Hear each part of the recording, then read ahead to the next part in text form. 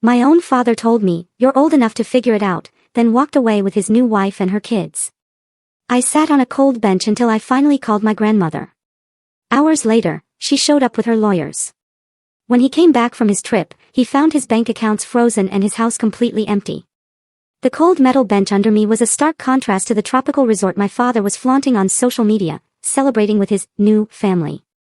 That day, he thought he was simply discarding a burden, never realizing he was unleashing a force that would shatter his entire world.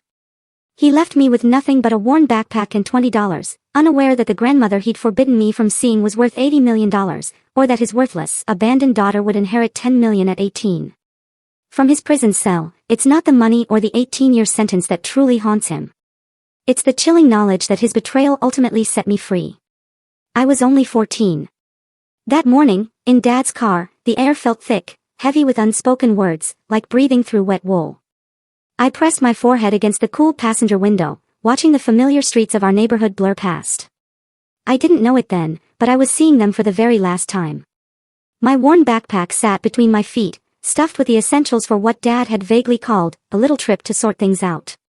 "Dad, are we going to be back before Monday?" I asked, trying to break the suffocating silence. "I have that history presentation. The one about the Civil War I've been working on for weeks, remember?" His knuckles whitened on the steering wheel. "You'll figure it out, Mia." A shiver of dread crawled up my spine.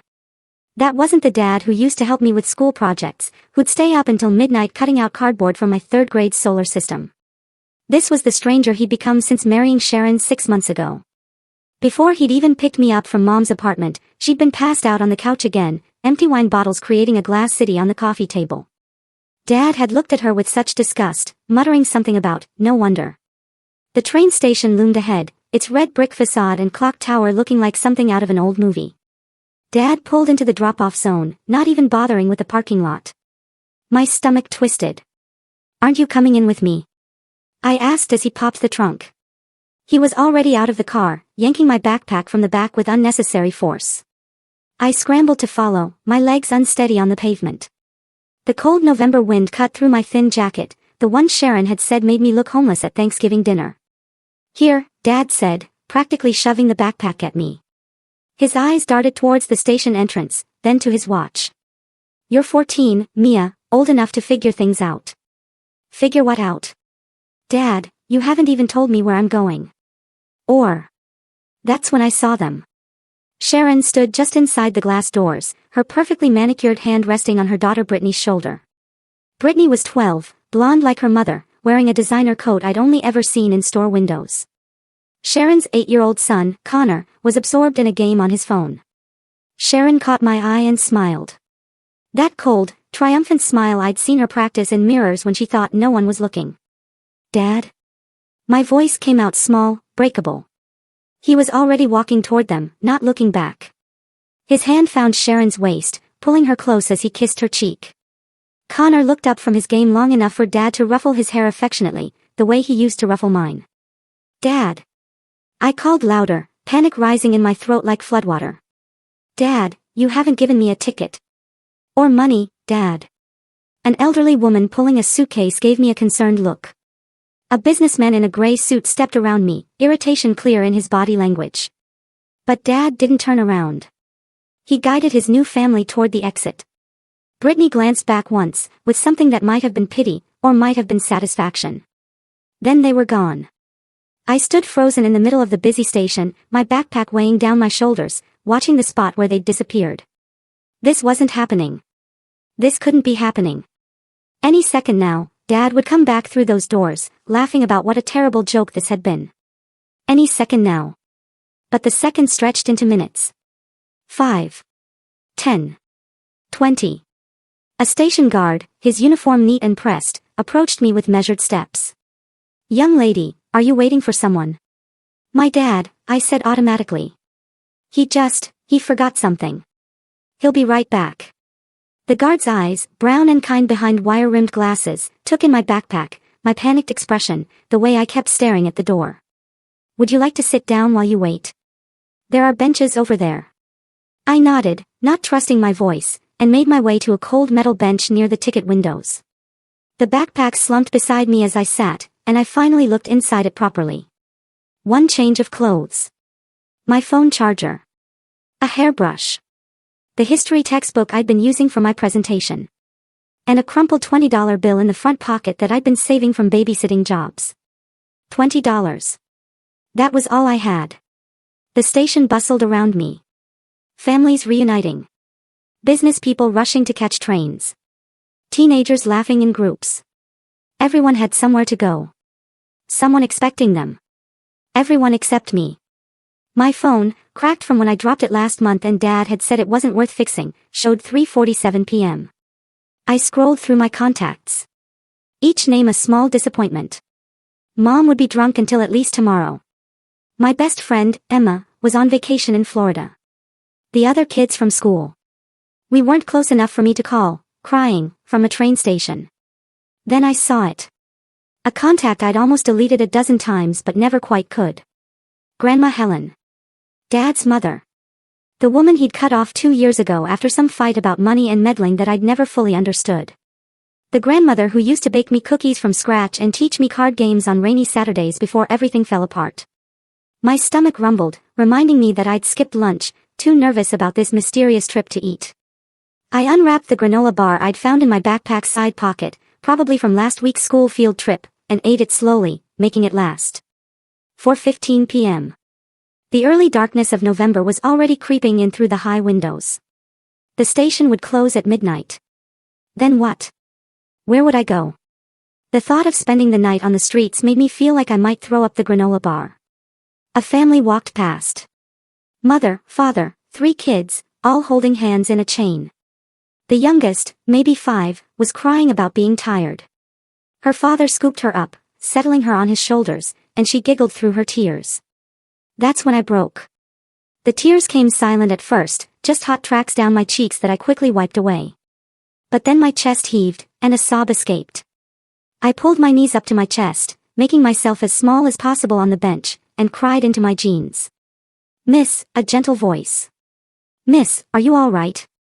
I looked up to find an elderly woman, perhaps 70, wearing a purple coat and holding a cup of coffee from the station cafe.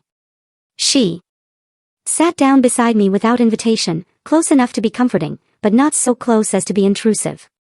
My dad left me, I heard myself say, the words barely a whisper. He just left me here. Her face hardened. How old are you, sweetheart? She pulled out her phone. I'm calling the police. No. I grabbed her hand, surprising both of us. Please. First, I have someone I can call. My grandmother. I haven't talked to her in a while. The woman studied me for a long moment, then said, call her. Now. While I sit here with you. With shaking fingers, I found Grandma Helen's number again. It rang once, twice, 3 times. I was about to hang up when, hello. Her voice was exactly as I remembered, firm but warm, like aged whiskey and velvet combined. Grandma, my voice cracked. It's Mia. A sharp intake of breath. Mia, sweetheart, what's wrong? Where are you? Dad left me at the train station. He drove away with Sharon and her kids. And he left me here with no money and no ticket. And I don't know what to do. Stop. Her voice cut through my panic like a knife through butter. Which train station? Central Station. Downtown. Are you safe right now? Is anyone bothering you? No, There's a nice lady sitting with me. Good. You stay right there. Don't move. Don't go with anyone. I'm coming to get you. But, Grandma, it's at least 2 hours. I'll be there in 90 minutes. I'm bringing some friends with me. Legal friends. You just stay put and stay safe. Can you do that for me? Yes. And Mia, this is not your fault. Whatever that bastard, whatever your father told you, this is not your fault. The line went dead. The woman in purple was still beside me, and she squeezed my shoulder gently. Your grandmother. I nodded. Good. Home. The word sat strangely in my mind. I hadn't been to Grandma's house since before the fight with Dad.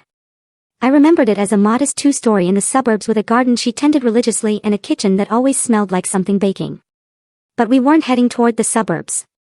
The car glided through parts of the city I'd only seen from bus windows. Tree-lined streets with historic mansions set back from the road, their windows glowing warmly in the darkness. "Grandma, where are we going?" "Home," she repeated. But there was something in her voice. A note of satisfaction, maybe even vindication. The car turned through a set of iron gates that opened automatically, motion sensors detecting our approach. The driveway curved through manicured grounds lit by subtle landscape lighting. And then, the house. No, the estate came into view. "What is this place?" I breathed. "This is where I live now," Grandma said simply.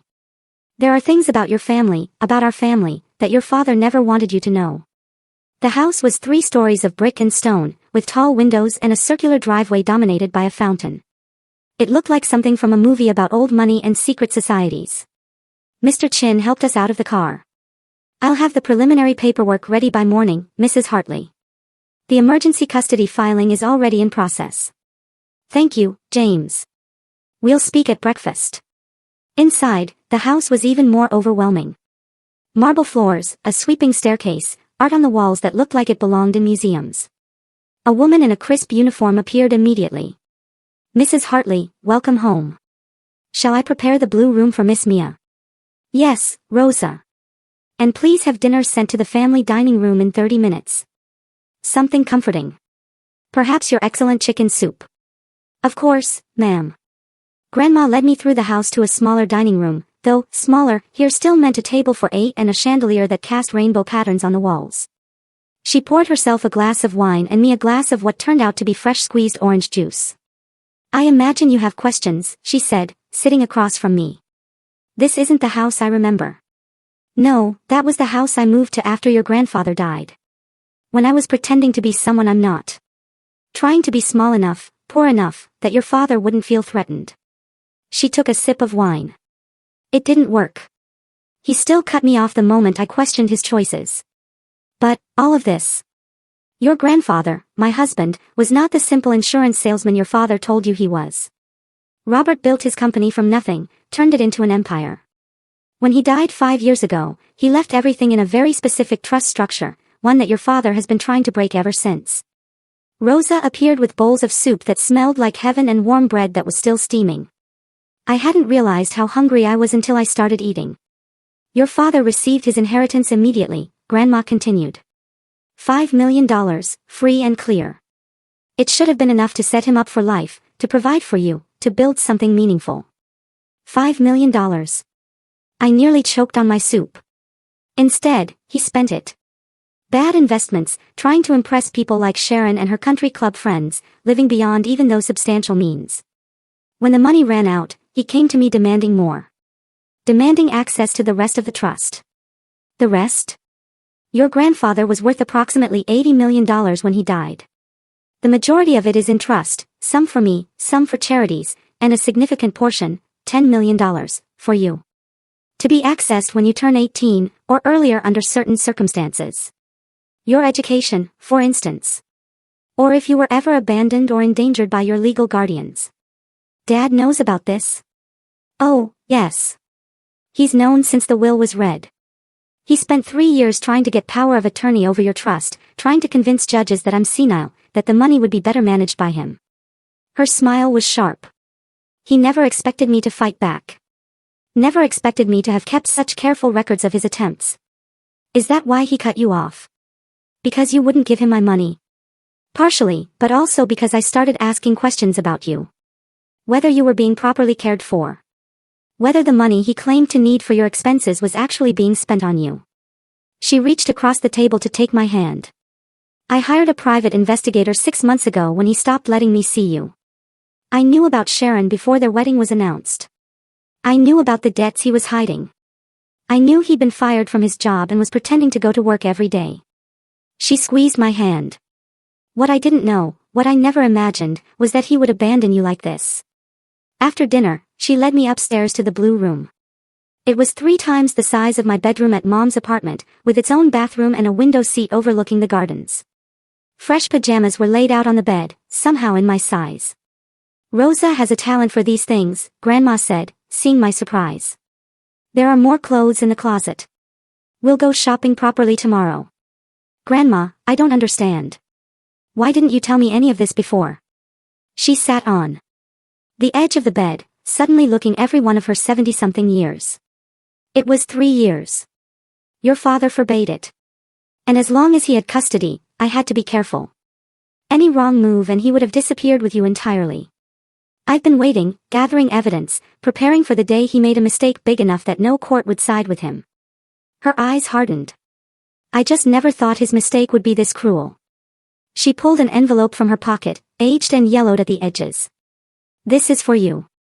Your grandfather wrote it before he died, with instructions that you should receive it when you were old enough to understand. My name was written on the front in shaky handwriting. Inside, the letter was dated just a month before he died.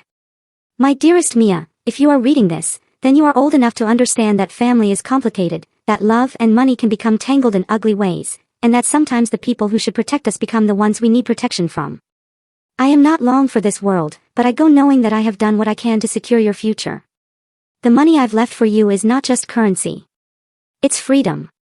Freedom to pursue your education without debt. Freedom to take risks in your career. Freedom to leave situations that don't serve you. Your father is my son, and I love him, but I know his weaknesses. I've watched him mistake wealth for worth. I couldn't sleep. I sat in the window seat, looking out at the gardens lit by moonlight, my mind racing. Everything I believed about my family, about our situation, had been a lie. We weren't struggling. Dad wasn't a victim of bad luck. He'd had everything and thrown it away. And now he'd thrown me away, too. My phone buzzed. A notification from Instagram. Against my better judgment, I opened it. There they were. Dad, Sharon, Brittany, and Connor.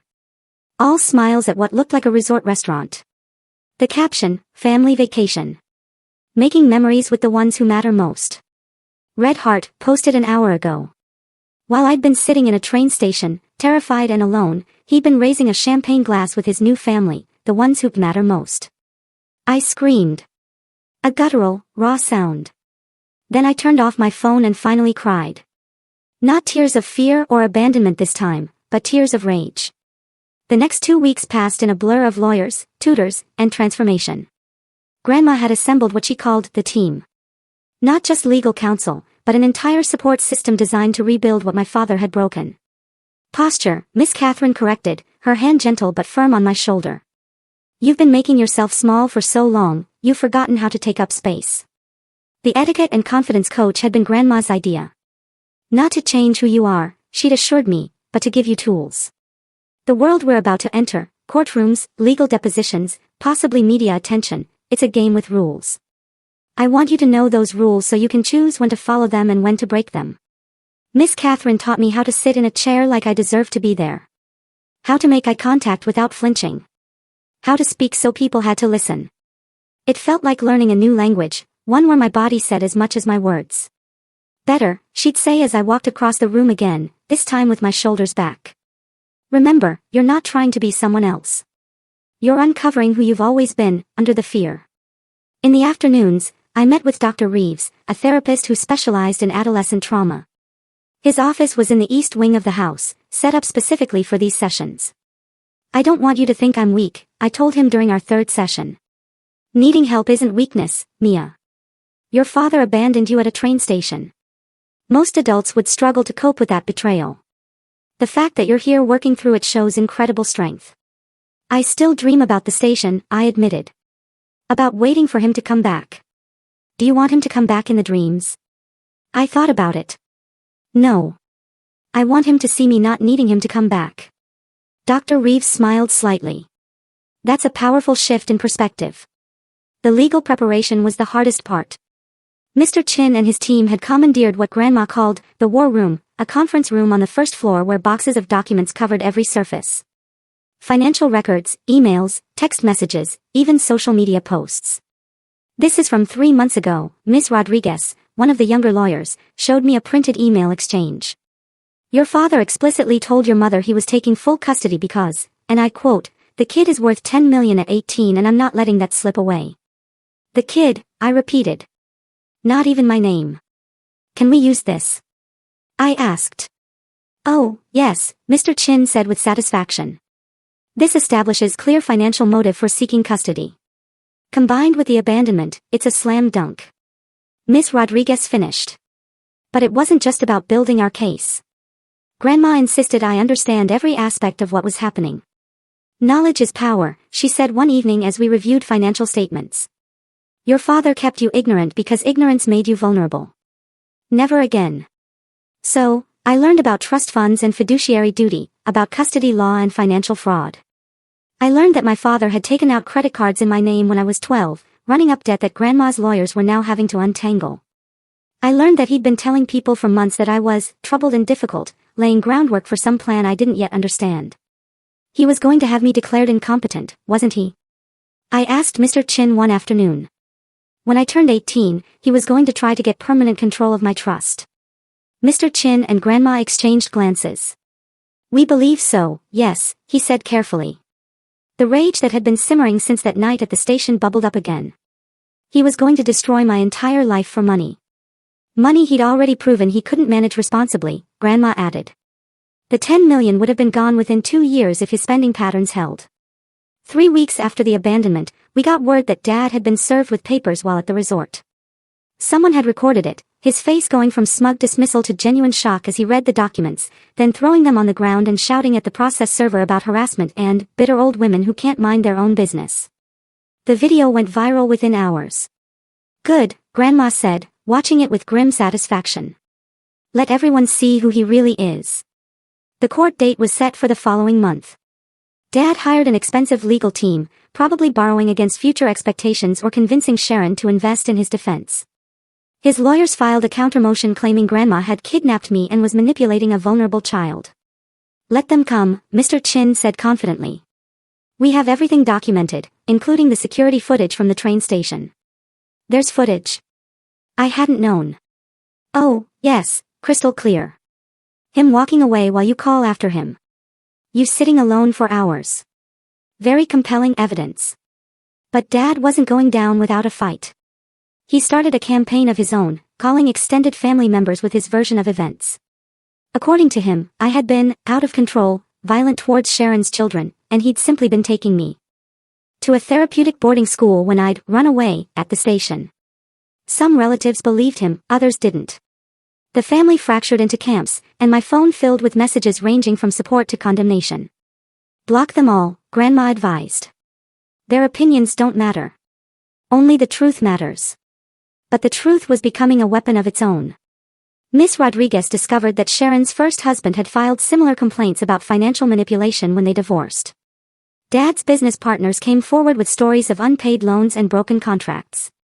Even Brittany's teacher reached out, concerned about behavioral changes since the marriage and willing to testify about bruises she'd noticed. He's not just a bad father, I said one night, reading through the accumulated evidence. He's a bad person.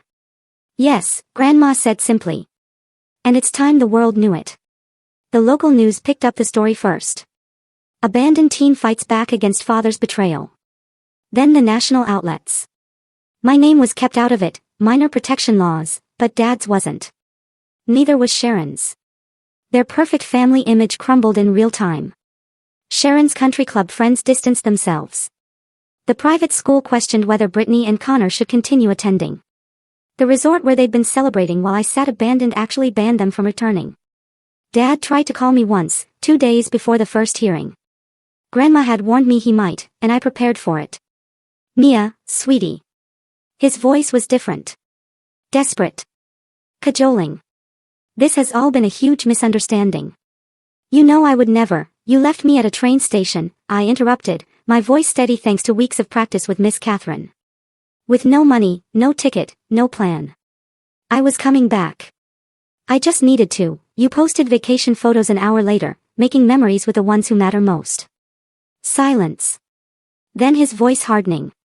You have no right to ruin my life like this. You already ruined mine. I was proud of how calm I sounded.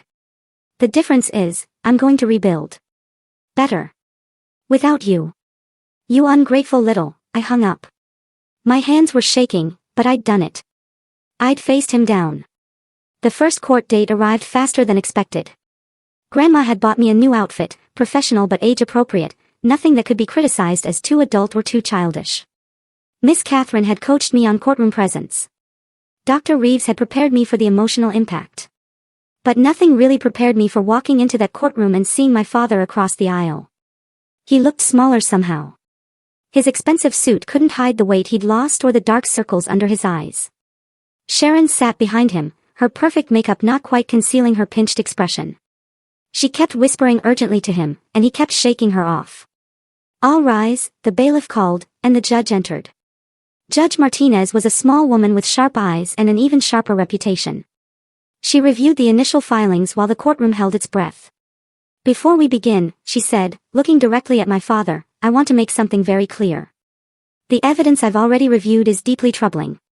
Abandoning a minor child at a public transportation hub without means or supervision is not just irresponsible, it's criminal. Mr. Hartley, you should be aware that, depending on how these proceedings go, criminal charges may be recommended." Dad's lawyer stood quickly. "Your Honor, my client maintains that this was a misunderstanding." "A misunderstanding?" Judge Martinez's voice could have frozen fire. "There is security footage, counselor. Clear footage of your client walking away while his 14-year-old daughter calls after him. That's not a misunderstanding.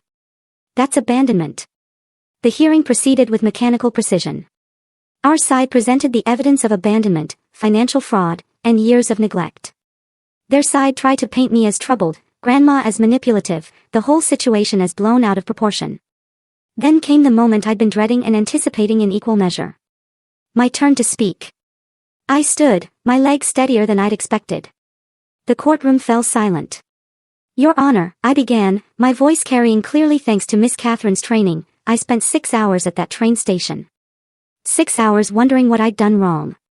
6 hours watching families come and go while mine had thrown me away." I looked directly at my father for the first time. He didn't forget me. He didn't misunderstand. He made a choice. He chose money and his new family over his daughter. And now he wants to paint himself as the victim because his choice has consequences. Dad's face went red. He started to stand, but his lawyer pulled him back down. "I don't want his money," I continued. "I want my freedom. I want to live with someone who values me as a person, not as a future payday. I want to be able to trust that I won't be abandoned again the moment I become inconvenient." Judge Martinez nodded slowly. "Thank you, Miss Hartley. I've heard enough for today. Temporary custody is granted to Mrs. Helen Hartley pending full review. Mr. Hartley, you are ordered to have no contact with your daughter except through supervised channels. Financial accounts will be frozen pending investigation of fraud allegations." The gavel came down like thunder. As we left the courthouse, Dad called out, "This isn't over. You're ruining everything. Sharon, the kids, everyone is suffering because of your selfishness." I turned back, meeting his eyes with a steadiness I'd never had before. "No, Dad. Everyone is suffering because of yours." Grandma's hand found mine, warm and steady. "Come, my dear. We have a future to build." Behind us, I could hear Sharon's voice, shrill and accusing, "This is your fault. You said she was worth millions. You said it would be easy." Their perfect family was cracking apart, just like mine had. The difference was, I had someone who truly loved me to help pick up the pieces. Dad had only the wreckage he'd created himself. As our car pulled away from the courthouse, protesters were already gathering. Some supported us, holding signs about children's rights and parental responsibility. Others supported him, decrying greedy relatives and family destruction. "It's going to get worse before it gets better," Mr. Chin warned. "Good," I said, surprising everyone, including myself. "Let it get worse. Let everyone see what he really is." The storm had broken, and I was no longer afraid of the rain. The morning our story broke nationally, I woke to find Grandma in the war room, surrounded by newspapers and 3 laptops streaming news. Her expression was grimly satisfied. "The New York Times picked it up," she said, sliding a tablet across to me. The headline read, "The Abandonment at Central Station, A Father's Betrayal Becomes a Legal Reckoning." They'd interviewed other passengers from that day. Margaret, the woman who'd sat with me, had given a scathing account. That poor child was terrified. I've seen runaways at stations before. This wasn't that. This was a girl who'd been thrown away like garbage. Dad's response was swift and predictable. By noon, his lawyers had arranged a press conference on the courthouse steps. I watched from the safety of Grandma's study as he played the victim. Sharon dabbed a dry eyes beside him. My daughter has always been troubled, he said, his voice catching with practiced emotion. Mental health issues run in her mother's family. I was trying to get her help, professional help, when she ran away and my mother seized the opportunity to turn her against me. Bastard, Grandma muttered. But his performance had cracks. When a reporter asked why he'd gone to a resort immediately after, he fumbled. When another asked about the trust fund, Sharon's composure slipped, her hand tightening on his arm in warning. Then came the killing blow. A reporter from the Washington Post stood. Mr. Hartley, we've obtained credit reports showing you opened multiple cards in your daughter's name. Can you explain that? The feed cut to commercial break, but not before catching Dad's face, panic poorly masked by indignation. Mr. Chin was ecstatic. He just admitted to attempted institutionalization without cause. That's going to play very badly in court. The court date for the full custody hearing was set for the following week. But first came the depositions. 3 days of grueling questions in a sterile conference room with Dad's lawyers trying every angle to break me. Isn't it true you've been diagnosed with depression? Mr. Fitzgerald, Dad's lead attorney, asked. Yes, after my parents' divorce and my mother's alcoholism. It's well managed with therapy. And you've had behavioral issues at school. I had detention once for being late because my dad forgot to pick me up and I had to walk 3 miles. Every question was designed to paint me as troubled, unstable, undeserving of sympathy. But Miss Rodriguez had prepared me well. You seem very coached, Fitzgerald observed. I've learned to protect myself, I replied. Abandonment will do that. The financial investigation revealed more than even Grandma had suspected. Dad hadn't just taken credit cards in my name. He'd been siphoning from accounts grandfather had set up for my education. Small amounts he thought wouldn't be noticed. Nearly $200,000 over 3 years. Federal charges, Mr. Chin said quietly. This is wire fraud. But the real shock came from an unexpected source. Connor, Sharon's 8-year-old son, had been keeping a diary on his tablet. His teacher, concerned about his recent behavior, had alerted Child Services, who'd subpoenaed it. The entries were devastating. October 3rd, Mom says we're rich now, but Mike, he refused to call him Dad, yells about money all the time. November 15th, Mike said Mia is going away forever soon. Mom smiled. I miss when it was just us. November 18th, Mike hurt Mom's arm. She said she fell. She didn't fall. Child Services opened their own investigation. Sharon's perfect family image wasn't just cracking, it was shattering. The day before the custody hearing, Dad made one last desperate play. My mother, sober for perhaps the first time in months, appeared at the gates of Grandma's estate. I want to see my daughter, she slurred slightly, despite her claims of sobriety. Grandma handled it personally. I watched from an upstairs window as she met my mother at the gates. Linda, you haven't asked about Mia once in the 6 weeks since her father abandoned her. I've been getting myself together. I want custody. I'm her mother. You're an alcoholic who didn't even notice her daughter was missing for 3 days. The only reason you're here is because Richard promised you money if you help him. My mother's face went ugly. I'll tell them you're keeping her from me. Kidnapping. Try it, Grandma said coolly. I have documentation of every wine bottle, every passed out evening, every time Mia had to take care of herself because you were too drunk to parent. Leave now or I'll have you arrested for trespassing. My mother left, but not before screaming that we'd regret this and that she'd get what was hers. That night, I couldn't eat. The stress of the impending hearing, of seeing both my parents trying to use me, was overwhelming. Grandma found me in the library at 2 a.m., reading grandfather's old journals. Can't sleep either, she asked, settling beside me with her own cup of tea. I found the entry from when I was born, I said, showing her the page. He wrote, Mia arrived today, perfect and innocent. I pray the world is kind to her. He loved you very much, more than my actual parents, apparently. Biology doesn't determine love, sweetheart. Real family is chosen through actions, not just blood. The custody hearing arrived with a media circus. Reporters, photographers, even protesters on both sides. Someone had made "Justice for Mia" t-shirts.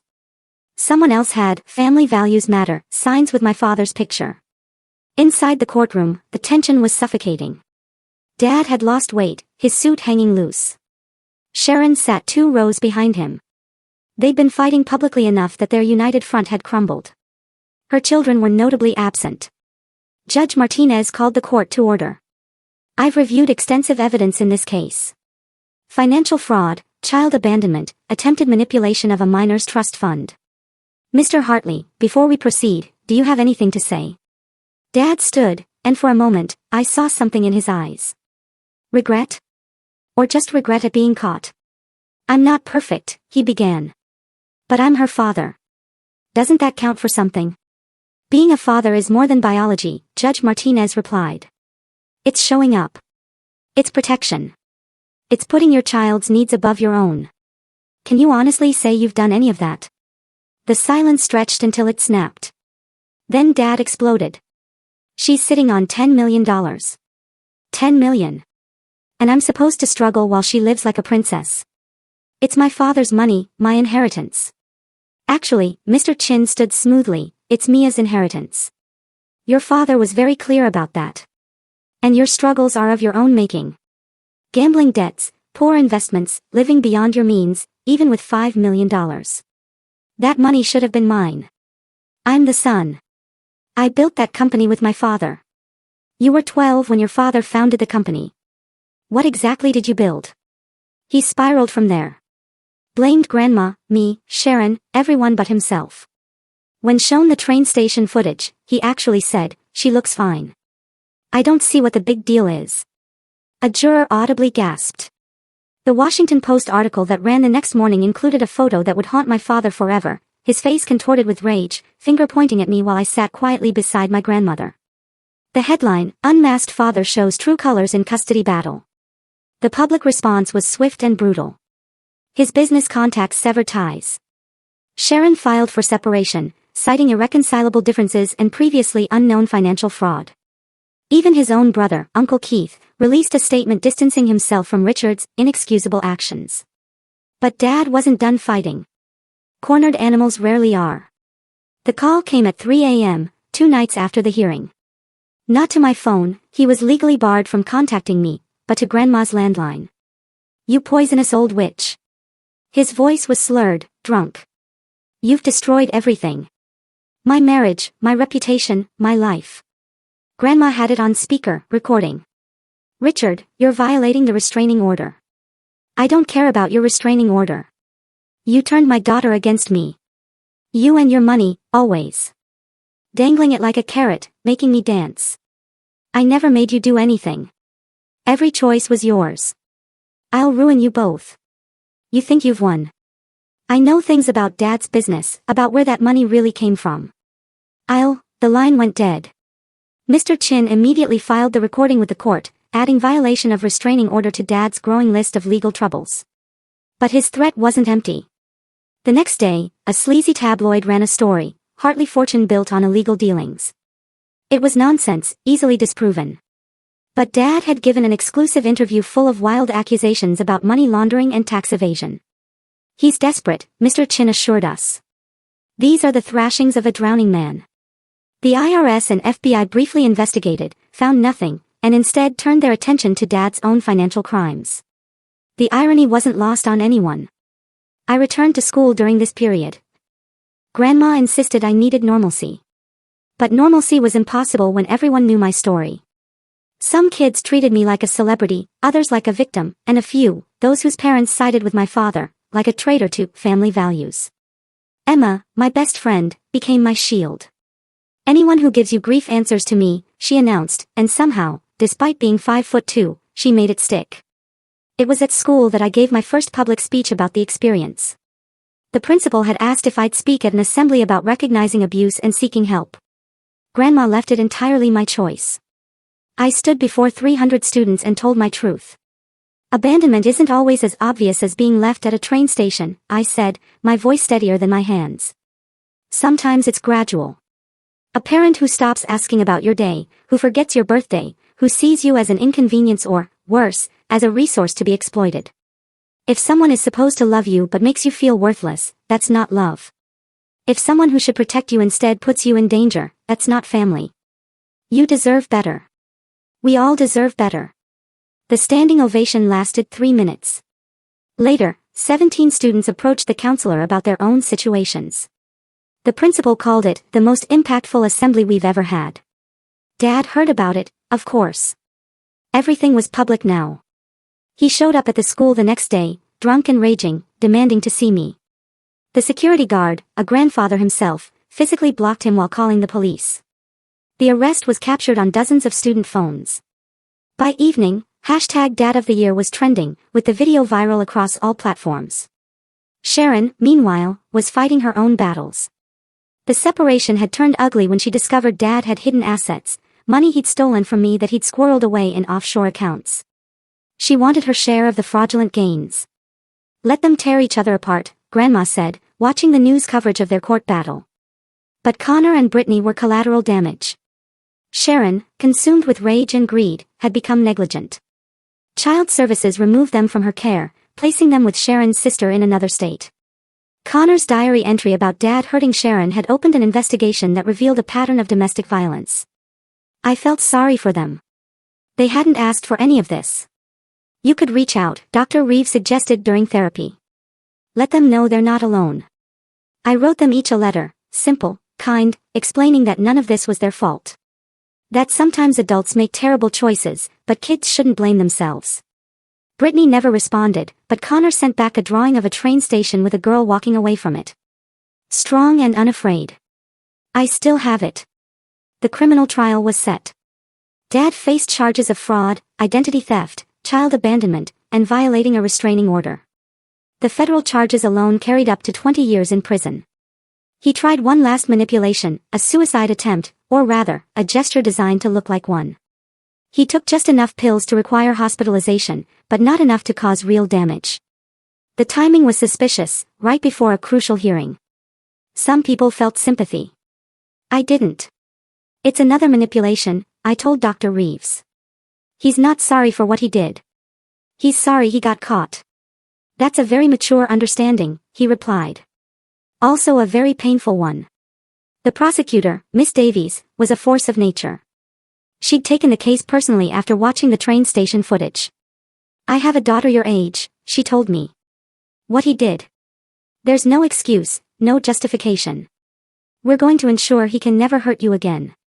The trial was set for 3 weeks out. Dad's lawyers pushed for a plea deal, but Miss Davies refused anything less than admission of guilt and serious prison time. The criminal trial began on a Thursday morning that felt like the edge of the world. I wore the navy dress Grandma had bought me, professional, respectful, but not trying too hard. My hands shook as I fastened the buttons. You don't have to go, Grandma reminded me. You've already given your deposition. I need to. I need to see this through. The courthouse was a zoo. Media from around the country, true crime podcasters, even a documentary crew that had been following the case. But also supporters. Dozens of people wearing those "Justice for Mia" shirts. Many of them parents who'd been horrified by my story. Dad looked diminished in his orange jumpsuit. No expensive suit to hide behind, no Sharon to perform for. Just him, his public defender, his money long gone to pay debts, and the weight of evidence against him. Miss Davies opened with the security footage. The courtroom watched in silence as 14-year-old me called after my father, as I sat alone hour after hour, as I finally broke down crying on that cold bench. Several jurors wiped their eyes. This is not a case about money, Miss Davies said. This is about a father who viewed his daughter not as a child to protect, but as an asset to exploit. When he couldn't access her inheritance legally, he abandoned her like a broken toy. The evidence was overwhelming. Financial records showing systematic theft. Text messages where he discussed getting rid of the burden with Sharon. The credit cards in my name, with charges for Sharon's jewelry and their vacation, the one they took while I sat abandoned. Then came my testimony. I took the stand on day 2. Dad wouldn't look at me, keeping his eyes fixed on the table. Can you tell us about November 18th? Miss Davies asked gently. I told them everything. The silent car ride. The confusion. The moment I saw Sharon and her kids and understood I was being discarded. The hunger.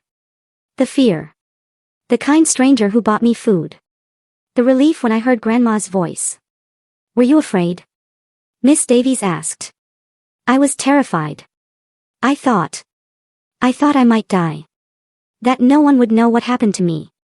Did your father ever contact you to see if you were safe? No. He posted vacation photos instead. Dad's lawyer tried to paint me as a troubled teen, but it fell flat. Every accusation was refuted with documentation. My grades were good. My teachers praised me. My only trouble was having him as a father. The star witness, surprisingly, was Sharon. She'd made a deal for immunity in exchange for testimony, and she buried him. He said she was worth $10 million, she testified, not even pretending remorse. That once he had control of it, we'd be set for life. The abandonment was planned weeks in advance. He wanted her either institutionalized or so traumatized she'd be easy to control when she turned 18. The courtroom erupted. Judge Coleman had to threaten clearing the gallery. And you went along with this? Miss Davies pressed. I thought he was taking her to a boarding school. I didn't know he was just going to leave her. It was a lie. We had text messages proving she knew, but her testimony was damning enough. Dad finally took the stand on day 4. His lawyer had advised against it, but his ego demanded he tell his side. It was a disaster. She owes me, he said at one point. I raised her. I paid for everything. With money you stole from her trust, Miss Davies interrupted. That money should have been mine. I'm the son. I built that company with my father. You were 12 when your father founded the company. What exactly did you build? He spiraled from there. Blamed Grandma, me, Sharon, everyone but himself. When shown the train station footage, he actually said, she looks fine. I don't see what the big deal is.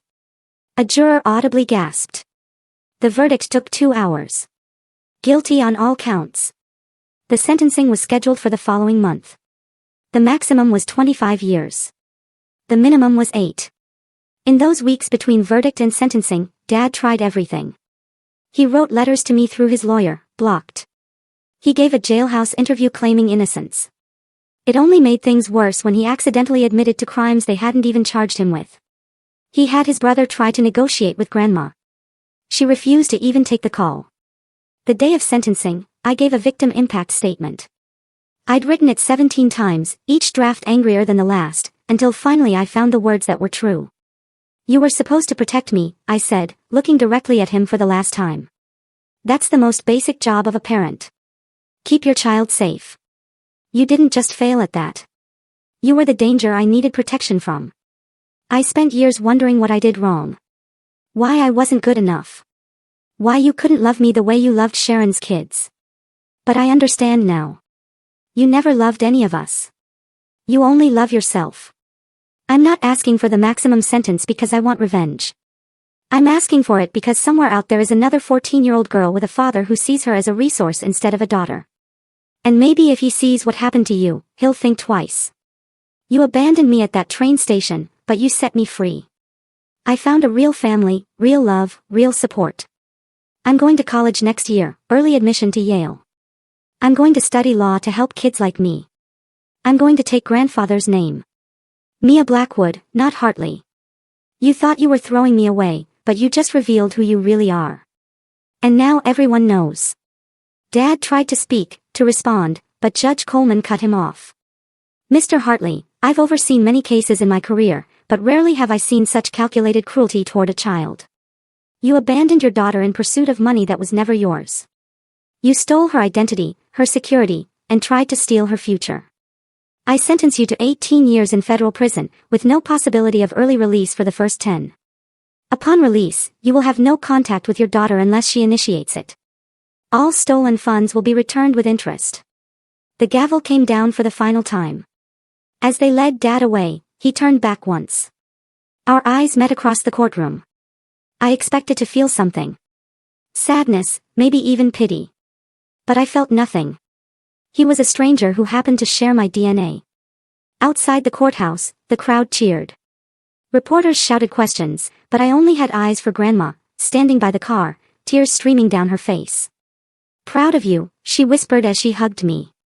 Your grandfather would be too. Sharon disappeared after the trial, rumors saying she'd left the country. Her kids were adopted by their aunt and uncle, who seemed like good people. I kept in touch with Connor, who grew into a kind young man despite everything. My mother got sober, actually sober, after the trial. We have coffee sometimes. It's not a relationship, exactly, but it's not nothing either. She knows she lost the right to be my parent, but maybe she can be a person in my life. The trust fund became mine on my 18th birthday, but I barely touched it. Grandma had taught me that money was a tool, not a goal.